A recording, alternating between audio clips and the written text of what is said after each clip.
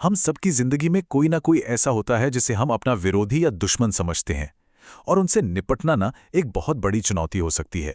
लेकिन सोचिए, अगर इतिहास के एक सबसे बड़े लीडर ने इसका एक ऐसा हल निकाला हो जो हमारे सोचने के तरीके से बिल्कुल उल्टा हो।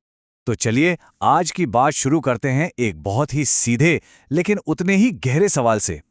किसी दुश्मन को पूरी तरह से खत्म करने का सबसे अच्छा तरीका क्या हो सकता है? जरा एक पल के लिए इस पर गौर कीजिए, क्योंकि इसका जवाब यकीन मानिए वो बिल्कुल नहीं है जो हम आमतौर पर सोचते हैं। अब्राहम लिंकन नाम सुनते ही एक महान राष्ट्रपति की छवि बनती है, पर वो सिर्फ उतने ही नहीं थे। उन्हें एक ऐसे इंसान के तौर पर भी जाना जाता था जो दिल के बहुत बड़े थे। और ये तो हम सब जानते हैं कि राजनीति की दुनिया में ऐसा गुण मिलना बहुत ही मुश्किल है। और देखिए, लिंकन की ये दयालुता कोई दिखावा नहीं थी, बिल्कुल नहीं। वो तो अपने सबसे बड़े पॉलिटिकल दुश्मनों के बारे में भी कभी एक गलत शब्द नहीं बोलते थे। और इसी सच्चेपन की वजह से लोग उन्हें इतना प्यार और इतनी इज्जत देते थे। लेकिन फिर एक दिन कुछ ऐसा हुआ कि लिंकन के इसी बर्ताव पर एक महिला ने सवाल उठा दिया, और सवाल भी ऐसा जिसने लिंकन की पूरी फिलॉसफी को ही चुनौती दे डाली। उस महिला ने उनसे सीधा पूछा, मिस्टर प्रेसिडेंट, एक बात समझ नहीं आती है, आप अपने दुश्मनों की तारीफ कैसे कर सकते हैं? उन्हें तो खत्म करना चाहिए, है ना? अब ये सवाल तो एकदम लॉजिकल था, है कि नहीं? एक तरफ किसी को खत्म करना चाहते हैं और दूसरी तरफ उसके लिए अच्छी बातें कर रहे हैं। ये दोनों चीजें एक साथ कैसे चल सकती हैं? अब इस तीखे सवाल पर लिंकन ने जो जवाब दिया ना, वो उनके सोच की गहराई बताता है।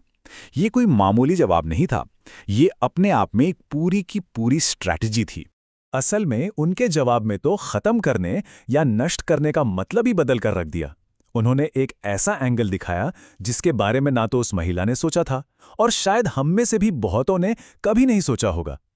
लिंकन मुस्कुराए और बोले, अरे इसमें अजीब क्या है? देखिए, जब मैं किसी के लिए अच्छी बातें करता हूं तो वो इंसान मेरा दोस्त बन जाता है, और जब वो दोस्त बन गया तो मेरा दुश्मन तो रहा ही नहीं। तो हो गया ना दुश्मन खत्म, और बदले में एक दोस्त भी मिल गया।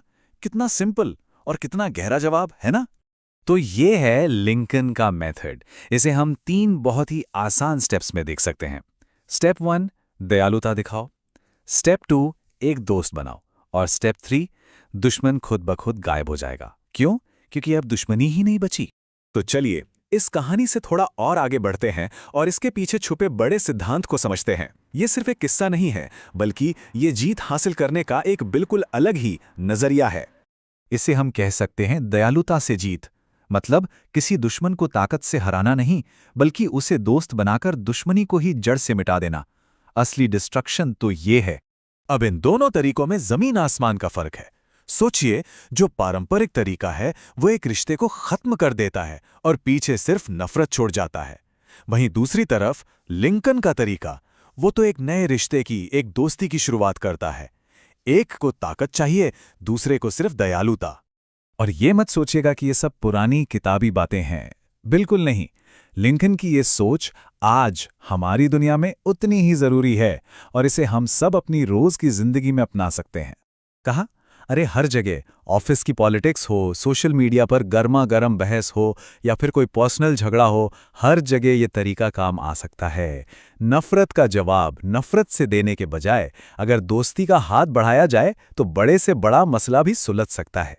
क्योंकि आखिर में एक बात गांठ बांध लेने वाली है, सबसे असरदार जीत वो होती है जिसमें कोई हारता नहीं है। लिंकन का तरीका हमें यही तो सिखाता है कि असली जीत किसी को हराने में नहीं, बल्कि उसे अपना बनाने में है। तो आज की ये पूरी बातचीत हम इसी एक सवाल पे खत्म करते हैं। जरा सोचिए, अपनी जिंदगी में ऐसा कौन है जिसे इस हफ्ते थोड़ी सी दयालुता से जीता जा सकता है और एक दुश्मन को हमेशा के लिए एक दोस्त में बदला जा सकता है?